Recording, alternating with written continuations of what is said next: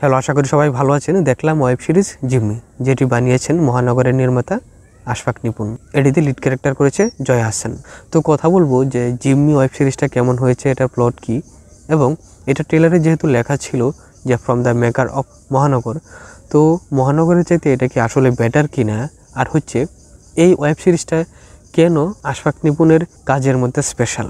আমার কাছে স্পেশাল মনে হয়েছে এটা, আর আপনাদের সাথে আমি শেয়ার করব যে এটা কেন স্পেশাল মনে হয়েছে এই ব্যাপারটা নিয়ে। তো কথা বলি যে জিম্মি ওয়েব সিরিজটা নিয়ে। জিম্মি ওয়েব সিরিজটা কথা বলতে গেলে আমি প্রথমে বলবো যে এটার প্লটটা নিয়ে। এটার প্লট হচ্ছে এরকম যে আমরা যারা মানুষ, তারা কিন্তু হয় কোনো পরিবেশের কাছে অথবা কোনো মানুষের কাছে বা বিভিন্নভাবে বিভিন্ন কিছুর কাছে বন্দি বা জিম্মি হয়ে আছি। যেমন আপনি যদি একটা জব করেন, তাহলে আপনি আপনার অফিসের কাছে জিম্মি বা বন্দি, যে আপনার ওই কাজটা করতেই হবে, আপনি চান আর না চান অফিসের কাজ আপনি করতে হবে। আর যদি সেই কাজটা আপনার অবশ্য পছন্দনীয় কোনো কাজ হয়ে যায়, তাহলে তো আপনি জিম্মি না।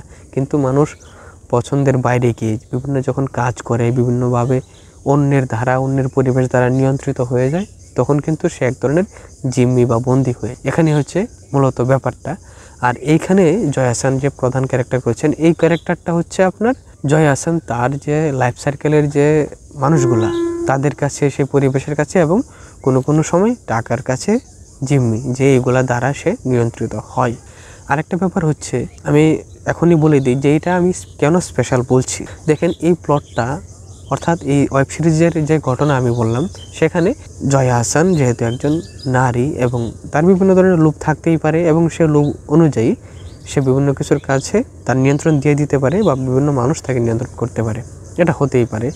আর এই ধরনের ঘটনা নিয়ে কিন্তু যে কোনো সময়ের যে কোনো প্রেক্ষাপটে নাটক, ওয়েব সিরিজ, সিনেমা তৈরি করা যায়। কিন্তু পরিচালক যেখানে বিশেষ গুণ দেখিয়েছেন, আর যেটার কারণে আমার কাছে মনে হয়েছে যে এটা আশফাক নিপুণের অন্যতম একটা স্পেশাল কাজ, সেটা হচ্ছে এটার প্রেক্ষাপটটা দেখিয়েছেন 2024 সালের জুলাই মাসের ঘটনাগুলো।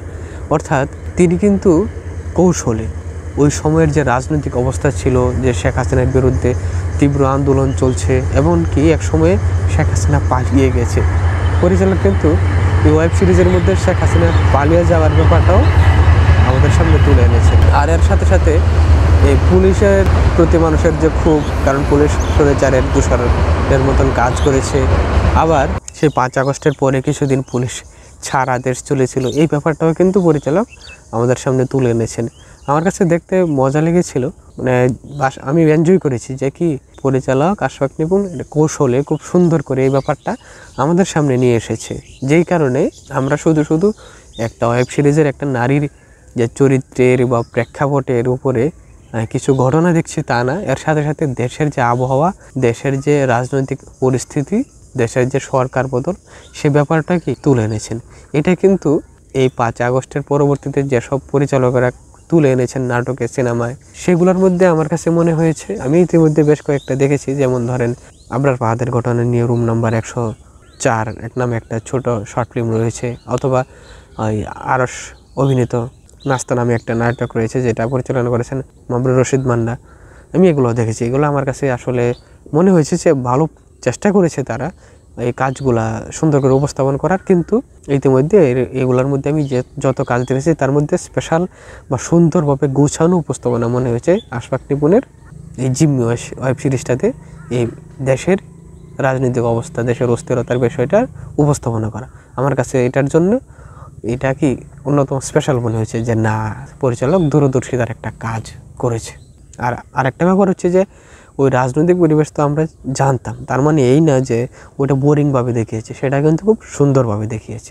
এই ছিল প্লটের ব্যাপারগুলো। আমি প্লট নিয়ে একটু বেশি বলে ফেলেছি মনে হয়, তাও মূলত আমি জাস্ট একজন দর্শক হিসেবে আমার কাছে কেমন লেগেছে এবং আমার কি রিয়াকশানটা, আর যারা এখনও দেখেন নাই তারাও দেখে বলতে পারেন যে তাদের কেমন লাগলো, আপনাদের কেমন লাগলো, বা ওই ব্যাপারগুলো আপনাদের কাছে কতটুকু ভালো লেগেছে, বা যারা এখনও দেখেন নাই তারা কিন্তু দেখে নিতে পারেন। আমার কাছে মনে হয় যে আপনারাও এনজয় করবেন ব্যাপারটা। ওই রকম ছিল, ভালো ছিল। আর যদি আমি ক্যারেক্টারের কথা বলি, এখানে মূলত প্রধান চরিত্র করেছে জয়া আহসান, আর তার সাথে সাপোর্টিং ক্যারেক্টার হিসেবে রয়েছে জয়, ইরিশ জাকের, আরফান মৃদা শিবলু সহ আরও বেশ কিছু অভিনেতা।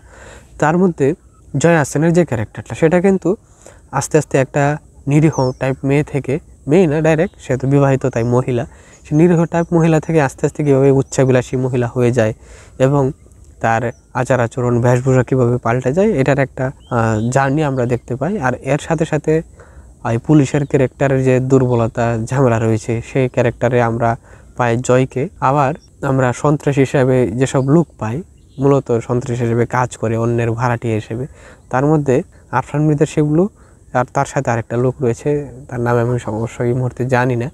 তো এই যে ক্যারেক্টারগুলো, সেগুলো কিন্তু বেশ এনজয়েবল।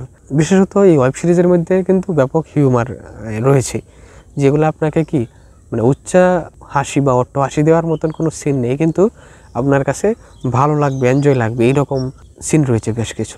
এর মধ্যে আমার কাছে মনে হয়েছে, ব্যক্তিগতভাবে আমার মনে হয়েছে যে সিনগুলোর মধ্যে আরফান মৃধা শিবলু আর তার সাথে যে লোকটা, এরা দুইজন যেই প্লেসে কথা বলেছে বা অন্যদেরকে ফেস করেছে এবং ডায়লগ ডেলিভারি দিয়েছে, সেগুলো তারা তাদের জায়গা থেকে এতটাই দারুণ করেছে যে তারা সিরিয়াসলি সন্ত্রাসী কার্যকলাপ করছে, কিন্তু আমাদের কাছে মনে হচ্ছে যে কি ব্যাপারটা আমরা এনজয় করছি। যেমন এক জায়গায় জয় হাসানের সামনে যখন তারা টাকা চাচ্ছে, মানে জয় হাসান সে দুজনকে টাকা দিচ্ছে, তখন আরফান মৃধা শিবলুকে তার সাথের লোক বলে কি যে ভাই আপনাকে তো আগেই বলেছিলাম যে আমাদের গেট আপ চেঞ্জ করতে, আপাতত আমাদেরকে মুরগি চোর ভাবতেছে। এই অল্প টাকা দেওয়ার কারণে এই যে এইরকম তাদের রিয়াকশান, সেগুলো কি দেখে বেশ এনজয় করার মতন।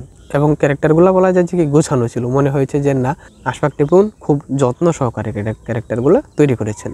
আর এই ক্যারেক্টারগুলা যে জার্নি, ক্যারেক্টারগুলার যে আচরণ, কথাবার্তা, সেগুলা এত দুর্দান্ত হওয়ার একটা বড় কারণ হচ্ছে যে ডিরেকশন দিয়েছেন আশফাক নিপুন। তিনি খুব যত্ন সহকারে যে কাজ যে করেছেন, এটা যে বানিয়েছেন, সেটাকেই আমরা তার কাজ দেখতে পাই। তাই বলবো যে ডিরেক্টর হিসেবে তার ডিরেকশন এবং তার স্ক্রিন প্লে, উপস্থাপনা, এগুলা কি দুর্দান্ত, ভালো লেগেছে এরকম।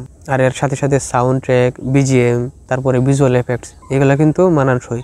আর এই ওয়েব সিরিজের মধ্যে যদি আমি মেসেজ বা থিমস বলি, তো থিমটা তো মূলত এটাই যে একজন মানুষের জার্নি, একজন নারীর যে হঠাৎ করে লোভে পড়ে যায় এবং তার পরবর্তীতে সে কি করে এবং কি ফেস করে, এই জার্নিটা রয়েছে। আর একটা মেসেজ রয়েছে আমার কাছে মনে হয়েছে, সেটা হচ্ছে যারা লোভ করে এবং অতিরিক্ত লোভ করে, তারা কি ধরনের ঝামেলার সম্মুখীন হতে পারে অথবা মার্ডারের শিকারও পর্যন্ত হতে পারে। এই ধরনের ব্যাপারগুলা আমাদেরকে মেসেজ দিয়ে সচেতন করা হয়েছে। আর এর সাথে সাথে যেহেতু ভূ রাজনৈতিক ব্যাপারগুলো দেখিয়েছে, বাংলাদেশের রাজনৈতিকের পালাবদল দেখিয়েছে, সেটাও আমাদের কাছে দেখিয়েছে যে না, যারা স্বৈরাচার বা ফেসিবাদ করে তাদেরকে এভাবে পালিয়ে যেতে হয়। এটা ওয়েব সিরিজের মধ্যে কিন্তু দেখিয়ে দিয়েছে পরিচালক।